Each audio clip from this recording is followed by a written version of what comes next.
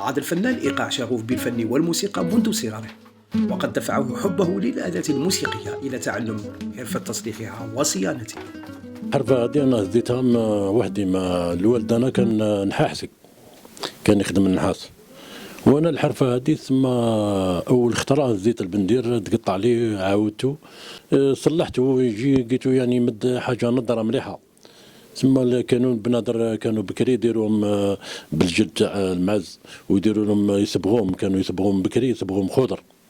درك راح التقاليد هذاك تاع بكري، انا وليت بدلت الحرفه هذه، وليت بدات في الخدمه هذه، وليت نخدم في التسجيلات فيه لي كولر.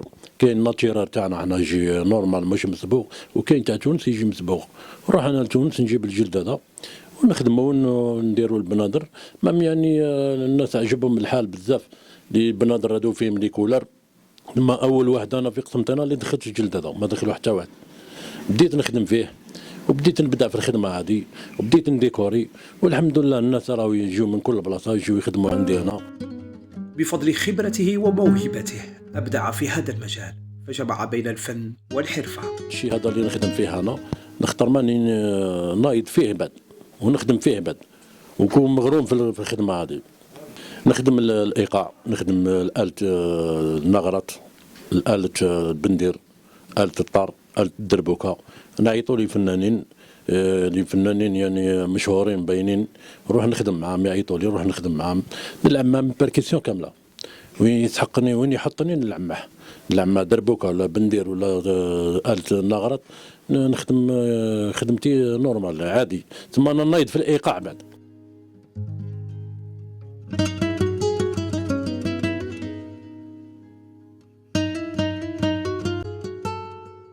الحوايج تاع بكري قدم يعني دربوكه، تقعد دربوكه ما يخلطوش. ترى ما الدربوكه عندها السول تاعها وعندها النغمه تاعها. درك نجيبو الدربوكه سانتي مع الدربوكه تاع النحاس ومش كيف. هذيك عندها الصون تاعها، وهذيك عندها الصون تاعها. هذيك تاع شرقي مش تاعنا.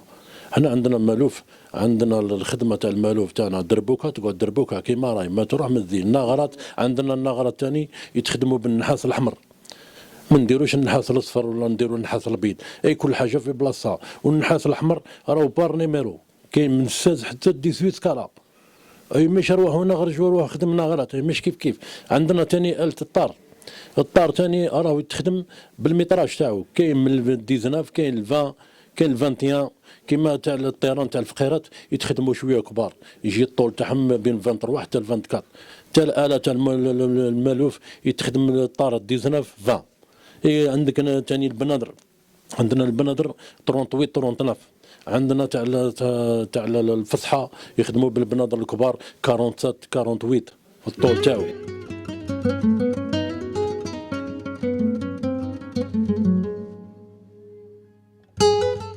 راني نخدم فيها، تسمى الشيء اللي نحبه انا نشتيني نخدم فيه. وكاينين الناس يعني الناس ربي يهديهم اللي قاعدين يخدموا في الخدمه هذه، يتلحوا الشيء اللي ماهوش قادر له ما يعرفولوش. نطلب من الناس هذو اللي قاعدين اللي حالين اللي قاعدين يخدموا ويفسدوا في الماتريال تاع الناس.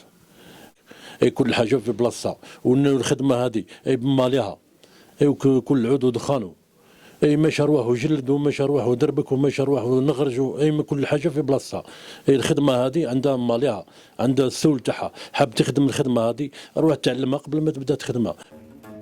يعد عدل مثالا للفنان الذي جمع بين الحب للفن والإتقان في الحرفة والحفاظ على تراثها. إن قصته تذكرنا بأهمية العمل الجاد والإبداع في تطوير المواهب والحفاظ على الثقافة الموسيقية.